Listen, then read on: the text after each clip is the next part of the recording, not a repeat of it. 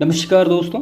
तो पॉलिटी का आज हम नेक्स्ट सेशन करते हैं जो कि है डीपीएसपी से रिलेटेड। तो राज्य के नीति निर्देशक तत्व, ठीक है। तो इससे जो लास्ट ईयर के प्रश्न पूछे गए हैं डायरेक्टली वो हम देख लेते हैं यहाँ पे, और इससे कुछ महत्वपूर्ण चीज़ें भी देखेंगे जो कि परीक्षा की दृष्टि से काफ़ी महत्वपूर्ण है। जैसे कि कुछ पर्टिकुलर रिलेटेड सुप्रीम कोर्ट के केसेस हैं, उनके डिसीजन हैं।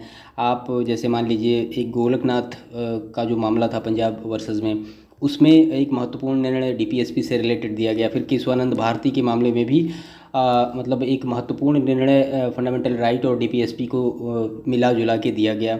उसके बाद फिर मिनर्वा मिल्स का एक मामला था 1980 का, उसमें भी काफ़ी महत्वपूर्ण चीज़ें डीपीएसपी और फंडामेंटल राइट्स को रिलेट करके हुई। बाद में आप जानते हैं 42 कॉन्स्टिट्यूशन अमेंडमेंट 1976, इसमें काफ़ी कुछ कहा गया है डीपीएसपी और फंडामेंटल राइट को रिलेट करके आपस में। तो उन सारी चीज़ों को यहाँ पे देखेंगे। सबसे पहले हम ये देखते हैं कि जो लास्ट ईयर के प्रश्न पूछे गए वो क्या क्या पूछे गए हैं, ठीक है।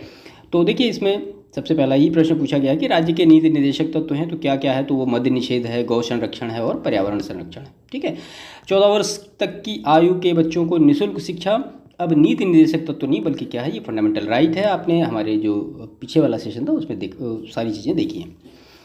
नेक्स्ट है मादक पेयों और स्वास्थ्य के लिए हानिकारक औषधियों के औषधीय प्रयोजन से भिन्न उपभोग पर प्रतिषेध शामिल है। तो ये राज्य के नीति निर्देशक तत्व में आर्टिकल 47। देखिए जो मतलब डीपीएसपी है हमारे, यानी directive principle of state policy, ये कहाँ से लिया गया है तो वो आप जानते हैं, ये आयरलैंड की कॉन्स्टिट्यूशन से लिया गया है। और वहाँ पे केवल एक चीज़ दी गई है जो कि आर्टिकल 45 में दिया गया है, ठीक है। लेकिन इंडिया में काफ़ी विस्तृत है, आप ये जानते हैं। अगर भाग की बात करें तो ये भाग 4 होगा, और आर्टिकल की बात करेंगे तो 36 से लेकर 51 तक के ये सारे आर्टिकल दिए गए हैं। इसमें 2 आर्टिकल डायरेक्टली डीपीएसपी से रिलेट नहीं करते हैं, वो इसके मतलब आप ये कह सकते हैं कि कंक्लूजन बताते हैं।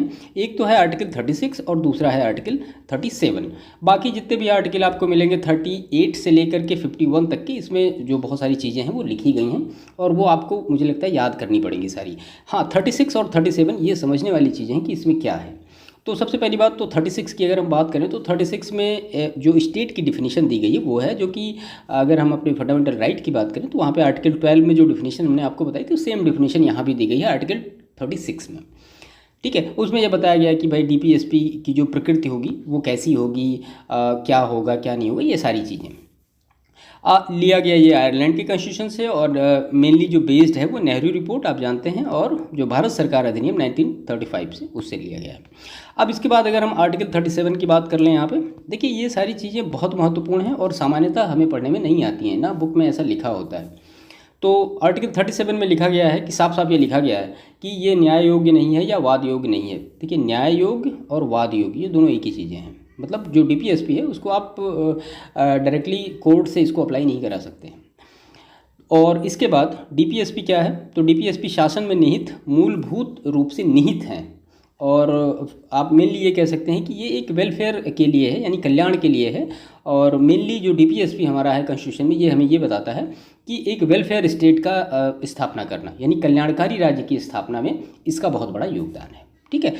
इसके बाद फिर आर्टिकल 38 में आप जाएंगे तो फिर वो अलग अलग चीज़ें, जैसे लोक कल्याण की अभिवृद्धि है, फिर उसमें, और फिर आर्टिकल 39 में जाएंगे तो फिर वो पुरुष महिला और ये सारी चीज़ें हैं। तो वो आपको सब सारी चीज़ें आप ये कह सकते हैं कि रटनी ही पड़ेंगी। आप 4-5 बार पढ़ेंगे तो ऑटोमेटिक दिमाग में फिट हो जाएंगे। कुछ महत्वपूर्ण कॉन्स्टिट्यूशन अमेंडमेंट हुए हैं, आप ये बिल्कुल याद कर लीजिए, और परीक्षा में निश्चित तौर पर पूछे जाते हैं, क्योंकि जब भी आप पेपर उठाएंगे तो आपको केवल 3 आर्टिकल से रिलेटेड या 3 कॉन्स्टिट्यूशन अमेंडमेंट से रिलेटेड चीज़ें पूछी जाती। मैं आपको बता देता हूँ। पहला जो अमेंड हुआ डीपीएसपी में वो हुआ 42 कॉन्स्टिट्यूशन अमेंडमेंट 1976 में, ठीक है। इसमें 4 डीपीएसपी में अमेंड हुआ। कौन कौन से अमेंड हुआ बिल्कुल याद कर लीजिएगा।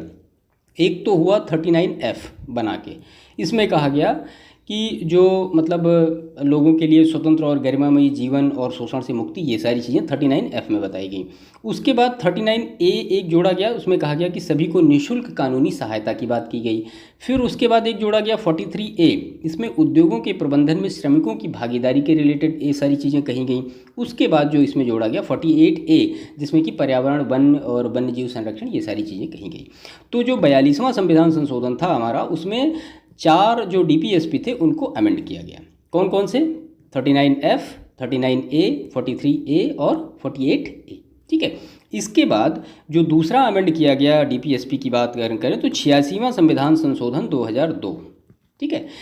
इसमें आर्टिकल 45 में अमेंड किया गया और इसमें यह कहा गया कि 6 वर्ष से कम बच्चों का जो पोषण शिक्षा ये जो है ये दायित्व किसका होगा, ये राज्य का कर्तव्य होगा सारा। बाकी 6 से लेकर के 14 तक का वो आप जानते हैं, वो अब फंडामेंटल राइट में चला गया है। तो यहाँ पे आर्टिकल 45 में ये कॉन्स्टिट्यूशन अमेंडमेंट किया गया। इसके बाद फिर 97th कॉन्स्टिट्यूशन अमेंडमेंट 2011 जो 2011 में हुआ, इसमें आर्टिकल 43B जोड़ा गया, ठीक है। ये रिलेटेड है सहकारी समितियों से। तो जो डीपीएसपी से जितने भी अमेंडमेंट हैं या और सारी चीज़ें हैं वो 3 अमेंडमेंट से रिलेटेड हैं। पहला 42वां, दूसरा 86वां, तीसरा 97वां, और इन तीनों में ही अमेंड किए गए हैं। और कुल मिला के आप कहें तो 6 जो हैं ये पार्ट जोड़े गए हैं डीपीएसपी के, और इन 6 को बिल्कुल रट जाइएगा। प्रश्न आप उठाकर देखेंगे, चाहे वो यूपीपीसीएस हो, चाहे आरओएआरओ हो, या कोई भी परीक्षा हो, निश्चित तौर पे अगर प्रश्न पूछे जाते हैं तो यहाँ से ज़रूर पूछे जाते हैं, ठीक है। चलिए हम आगे बढ़ते हैं। तो बीच में जो ऐसी महत्वपूर्ण चीज़ें होंगी वो हम डिस्कस करते रहेंगे यहाँ पे। इसके बाद नेक्स्ट है, राज्य के नीति निर्देशक सिद्धांत मौलिक अधिकारों से भिन्न है। क्यों? क्योंकि निदेशक सिद्धांत प्रवर्तनीय नहीं है, जबकि मौलिक अधिकार क्या है, न्यायालय द्वारा प्रवर्तनीय है। अब ये कहा जाए कि ये किस आर्टिकल में लिखा गया है, तो आपका जवाब सीधा सीधा यही होगा कि आर्टिकल 37 में ये लिखा गया है कि जो डीपीएसपी होगा वो न्याय योग्य या वाद योग्य नहीं है, ठीक है। उसके बाद है गांधीवादी सिद्धांत जो राज्य के नीति निर्देशक तत्वों में प्रतिबिंबित होते हैं। तो क्या है, तो ग्राम पंचायतों को संगठित करना, ग्रामीण क्षेत्रों में कुटीर उद्योगों को प्रोत्साहित करना, ये आर्टिकल 40 है। आप ग्राम पंचायतों से रिलेटेड इसमें देखेंगे तो आपको मिलेगा। इसके बाद है, राज्य के नीति निर्देशक सिद्धांतों में से वह जिसके बारे में संविधान शांत है, तो प्रौढ़ शिक्षा के बारे में है। राज्य के नीति निर्देशक सिद्धांत में सम्मिलित नहीं है, तो सूचना का अधिकार नहीं सम्मिलित है। आप जानते हैं आरटीआई एक्ट कब आया, 2005 में। नीति निर्देशक तत्व है क्या, तो वो समान नागरिक संहिता आर्टिकल 44 है। राज्य के नीति निर्देशक तत्व सिद्धांत के अंतर्गत राज्य सुनिश्चित करने का यह प्रयास करेगा, क्या करेगा, तो पुरुष और महिलाओं को समान कार्य हेतु समान वेतन और जीविकोपार्जन हेतु पर्याप्त साधनों का समान अधिकार तथा काम हेतु न्याय संगत और मानवोचित दशाएं हों। इसके बाद है, राज्य के नीति निर्देशक सिद्धांत एक ऐसा चेक है जो बैंक की सुविधा अनुसार अदा किया जा सकता है। ये कहा था, ये केटी शाह जी ने कहा था, बहुत बार ये प्रश्न पूछा गया है। भारत सरकार द्वारा आरंभ किए गए राष्ट्रीय सामाजिक सहायता कार्यक्रम से भारत के संविधान के उपबंधों में से कौन सा पूरा होता है, तो वो होता है डीपीएसपी से। भारतीय संविधान में पर्यावरण संरक्षण एवं संवर्धन तथा वन और वन्य जीव की रक्षा के प्रावधान पाए जाते हैं, तो डीपीएसपी में और फंडामेंटल ड्यूटी में। आज हम दोनों ही करेंगे, छोटे छोटे टॉपिक हैं, ज़्यादा बड़े नहीं हैं। यह प्रावधान नीति निर्देशक तत्वों तथा मौलिक कर्तव्यों दोनों का एक भाग है, तो पर्यावरण का संरक्षण। राज्य के नीति निर्देशक सिद्धांतों को भारतीय संविधान में शामिल किए जाने का उद्देश्य क्या था, तो सामाजिक और आर्थिक प्रजातंत्र को स्थापित करना। राज्य के नीति निर्देशक सिद्धांतों का उद्देश्य क्या है, तो एक कल्याणकारी राज्य की स्थापना करना, सामाजिक आर्थिक न्याय को सुनिश्चित करना और एक धर्मनिरपेक्ष राज्य की स्थापना करना। इसके बाद नेक्स्ट है फिर, राज्य के नीति निर्देशक तत्व सहज अध्ययन के लिए कौन से भागों में विभाजित किए जा सकते हैं, तो फिर समाजवादी, उदार बौद्धिकतावादी और गांधीवादी। इन तीनों से रिलेटेड जितने भी आर्टिकल आपके आर्टिकल 38 से लेके आर्टिकल 51 तक जाएंगे, उसमें ये तीनों डिवाइड किए गए हैं कि कौन से गांधीवादी हैं, कौन उदार बौद्धिकतावादी हैं, कौन समाजवादी हैं, ठीक है। अभी इसको आगे देख लेंगे कि कौन कौन से ऐसे आर्टिकल हैं जो गांधीवादी आर्टिकल हैं और कौन कौन से जो है वो बौद्धिकतावादी हैं और कौन कौन से समाजवादी हैं। इसके बाद नेक्स्ट है, संविधान के भाग 4 में अंतर्विष्ट राज्य की नीति निर्देशक तत्वों के बारे में सही कथन है। तो ये तत्व जो है देश के सामाजिक आर्थिक लोकतंत्र की व्याख्या करते हैं। इन तत्वों में अंतर्विष्ट उपबंध किसी न्यायालय द्वारा प्रवर्तनीय यानी एनफोर्सेबल नहीं है। इस भाग में अधिकाथित सिद्धांत राज्य के द्वारा कानून बनाने को प्रभावित करेंगे। ये अधिकाधिक है। कल्याणकारी राज्य की संकल्पना का समावेश भारत के संविधान में है, तो जाहिर सी बात है डीपीएसपी में है। और भारत के संविधान का कौन सा भाग कल्याणकारी राज्य का आदर्श घोषित करता है, तो दैट इज डीपीएसपी। संविधान में भारत के कल्याणकारी राज्य होने का विचार पाया जाता है, तो प्रस्तावना में और कहाँ पे, और डीपीएसपी में। भारत के संविधान के संदर्भ में राज्य के नीति निर्देशक तत्व विधायिका या कार्यपालिका के कृत्यों पर निर्बंधन नहीं करते हैं। भारतीय संविधान में सम्मिलित नीति निर्देशक तत्वों की प्रेरणा हमें प्राप्त हुई है तो आयरलैंड की कॉन्स्टिट्यूशन से। और नीति निर्देशक सिद्धांत क्या है, तो वो वाद योग्य नहीं है, यानी जुडिशिएबल नहीं है। वो भारत के संविधान के अनुसार देश के शासन के लिए आधारभूत है क्या, तो वो डीपीएसपी है। और भारतीय संविधान के अंतर्गत धन का केंद्रीकरण उल्लंघन करता है तो राज्य के नीति निर्देशक तत्वों का। मतलब कहने का मतलब किसी एक पर्टिकुलर एक ग्रुप के पास सारा जो धन है वो नहीं होना चाहिए, लोगों में डिवाइड होना चाहिए। स्त्रियों और पुरुषों द्वारा समान कार्य के लिए समान वेतन भारत के संविधान में सुनिश्चित किया गया है, तो एक ये राज्य के नीति निर्देशक सिद्धांतों का अंग है। और राज्य सरकार को ग्राम पंचायतों को संगठित करने का निर्देशित करता है। कौन सा आर्टिकल है, मतलब तो वो आर्टिकल 40 है। ठीक है, देखिए इसमें डॉक्टर अंबेडकर जो थे उन्होंने इसका विरोध किया था कि ग्राम पंचायतों का, क्योंकि वो जानते थे कि गांव में फिर वही छुआछूत और सारी चीज़ें आ जाएंगी अगर ग्राम पंचायतों का फिर से संगठन होगा। और के संथानम ने इसका प्रस्ताव दिया था। ठीक है, और ये गांधीवादी दर्शन पर आधारित है। भारत के संविधान के अंतर्गत ग्राम पंचायतों का गठन तो राज्य के नीति के लिए निर्देशक सिद्धांत है। इसके बाद ये सारे सही सुमेलित हैं, इस तरह से प्रश्न बहुत पूछे जाते हैं। तो ग्राम पंचायतों का संगठन दैट इज़ आर्टिकल 40, और कुछ दशाओं में काम, शिक्षा और लोक सहायता पाने का अधिकार आर्टिकल 41, और नागरिकों के लिए समान नागरिक संहिता आर्टिकल 44, कृषि और पशुपालन का गठन आर्टिकल 48, न्यायपालिका और कार्यपालिका का पृथक्करण दैट इज़ आर्टिकल 50 में ये सारी चीज़ें दी गई हैं। इसके बाद अंतर्राष्ट्रीय शांति का विकास तो आर्टिकल 51 में दिया है। तो ये 51 में 4 चीज़ें दी गई हैं। तो मतलब एक बार प्रश्न पूछा गया तो मैं आपको बता देता हूँ चारों। तो पहला तो इसमें यही कहा गया कि अंतर्राष्ट्रीय शांति एवं समृद्धि का विकास करेगा। दूसरा, राष्ट्रों के साथ सम्मानपूर्वक संबंध होगा। तीसरा जो कहा गया कि अंतर्राष्ट्रीय जो संधियां हैं उनका जो भारत होगा वो आदर और पालन करेगा। और चौथी चीज़ जो कही कि भारत का विवाद किसी अन्य राष्ट्र से है तो विवाद का समाधान कैसे होगा, तो वो मध्यस्थता के माध्यम से होगा, आर्बिट्रेशन के द्वारा किया जाएगा। और जो आप ये कहें कि आर्बिट्रेशन क्या होता है, मध्यस्थता, इसमें एक पंचाट होता है का जो निर्णय होता है वो बाध्यकारी होता है, उसके लिए फिर अगेंस्ट कोई अपील नहीं हो सकती। तो ये आर्टिकल 51 में है। एक बार इससे प्रश्न पूछा गया है आर्बिट्रेशन को लेकर के, तो मैंने आपको यहाँ पे डिस्कस किया। समान न्याय और निःशुल्क विधिक सहायता, तो ये आर्टिकल 39A। अब आपको ये पता होना चाहिए जोड़ा कब गया, तो ये 42वें संविधान संशोधन 1976 में जोड़ा गया है। ठीक है, चलिए इसके बाद नेक्स्ट देखते हैं। तो ये कथन और कारण का प्रश्न है। कथन है मनरेगा हर परिवारों को कम से कम एक सदस्य को 100 दिन का रोजगार दिलाने का प्रावधान करता है। कारण दिया गया रोजगार का अधिकार संविधान के भाग 3 में प्रविधित है। तो जानते हैं आप कि रोजगार का अधिकार मतलब फंडामेंटल राइट तो नहीं है हमारा, और फंडामेंटल राइट का ही लिखा गया है, तो आर गलत हो जाएगा। राज्य के नीति निर्देशक सिद्धांतों में सही सुमेलित हैं ये। तो आर्टिकल 51 तो अंतर्राष्ट्रीय शांति और सुरक्षा के संबंधित है ये। आर्टिकल 43 क, तो 43 क जो है उद्योगों के प्रबंधन में कर्मकारों को भाग लेने का अधिकार है। इसके बाद फिर आर्टिकल 48 क, तो पर्यावरण संरक्षण, संवर्धन और वन तथा वन्य जीवों की रक्षा।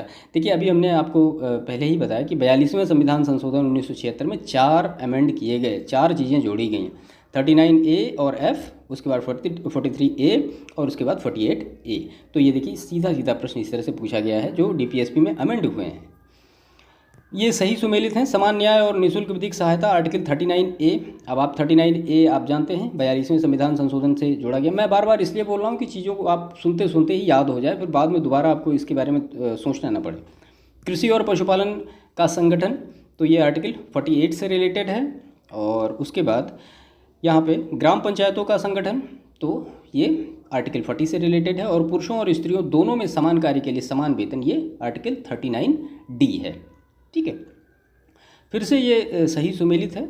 तो आर्टिकल 50 न्यायपालिका और कार्यपालिका का पृथक्करण, अनुसूचित जातियों तथा अनुसूचित जनजातियों के शैक्षणिक तथा आर्थिक हितों की अभिवृद्धि के लिए आर्टिकल 46 आता है।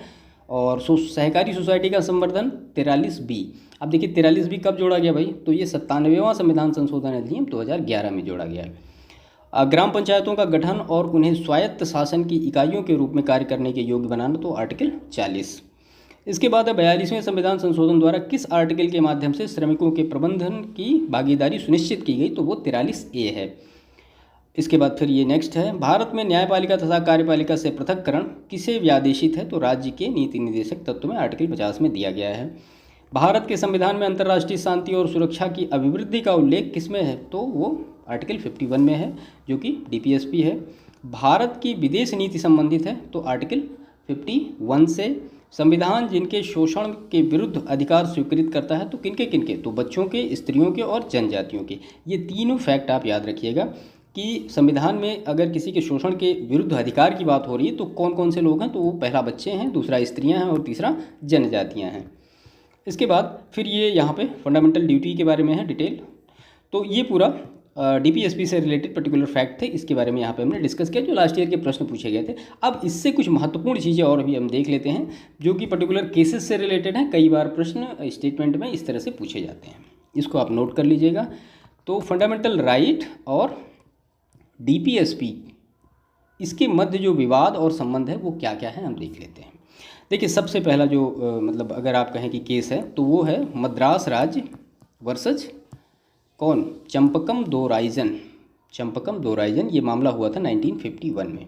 इसमें सुप्रीम कोर्ट ने कहा था कि मूलाधिकार सर्वश्रेष्ठ हैं और डीपीएसपी क्या हैं, उनके सहायक हैं। केस जितने भी हैं उनके बारे में याद रखिएगा बिल्कुल।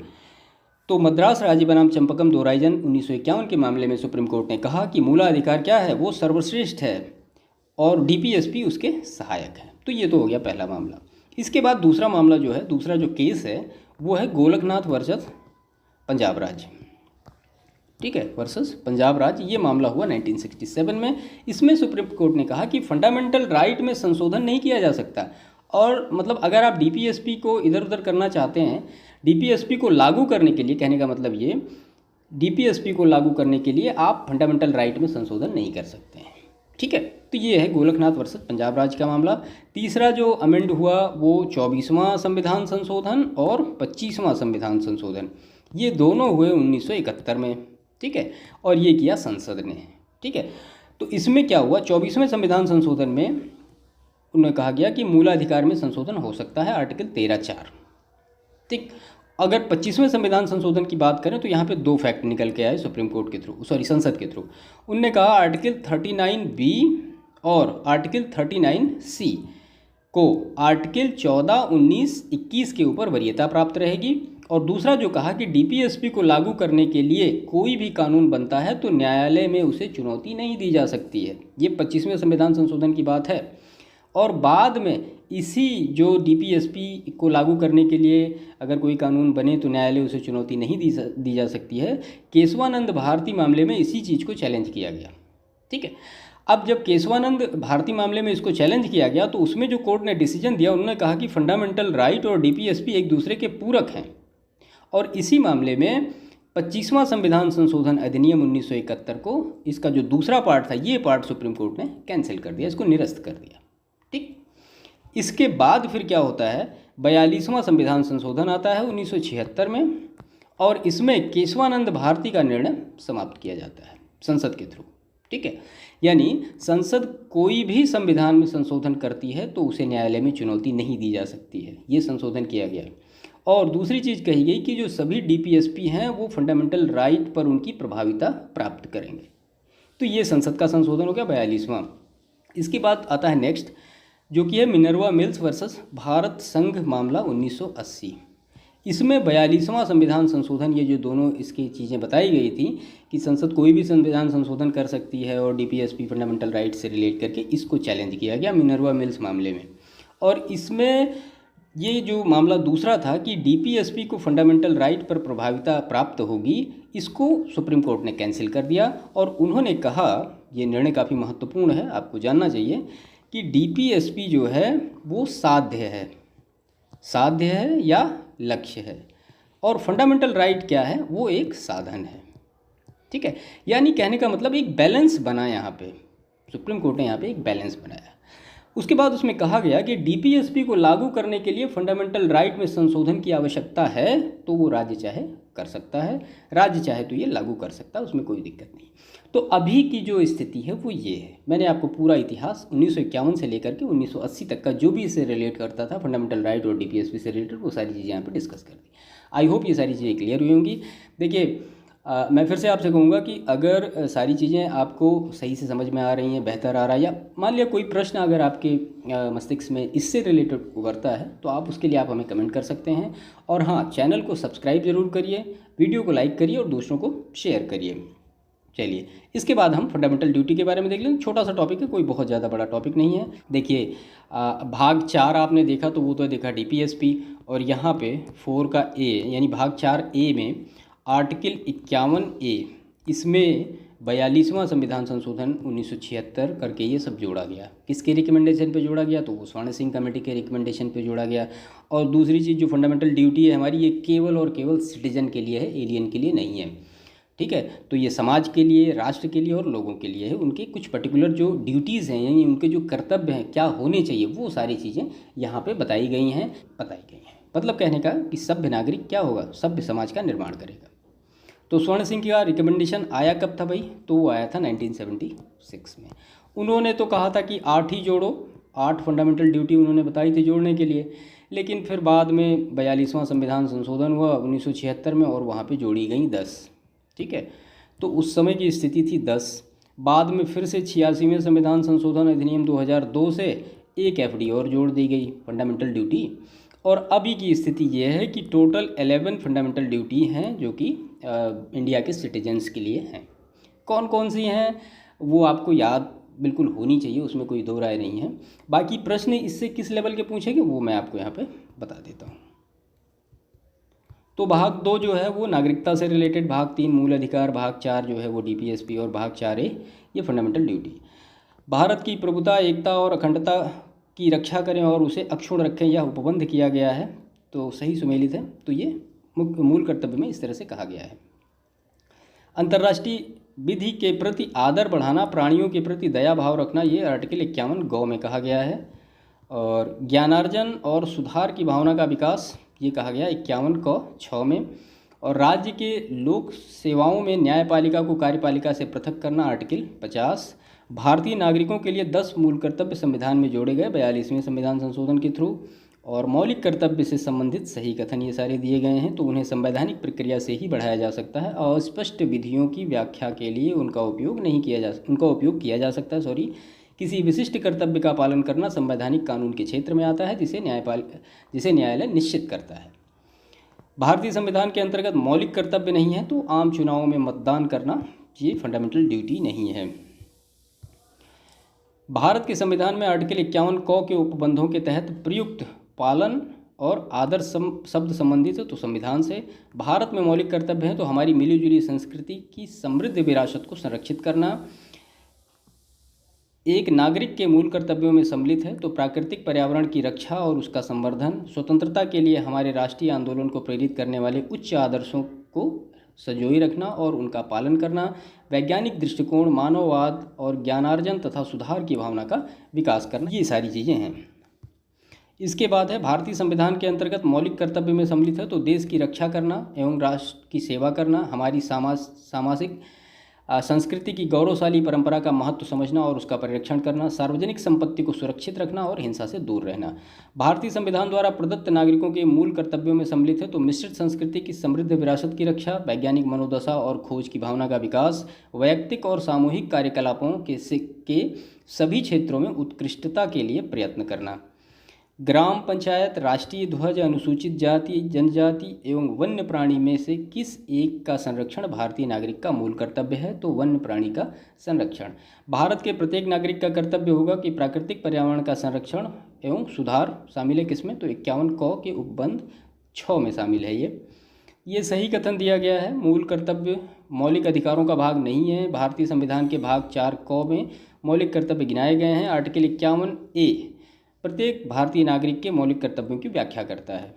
तो अभी कितने मौलिक कर्तव्य हैं, तो वो 11 हैं, मैंने आपको डिटेल बताई हैं। भारतीय संविधान के भाग 4A यानी 4A मूल कर्तव्य में वर्णित है, तो राष्ट्रीय ध्वज का आदर करना, भारत के सभी लोगों के मध्य भाईचारे का भाव विकसित करना, हमारी समग्र संस्कृति की मूल्यवान धरोहर की रक्षा करना।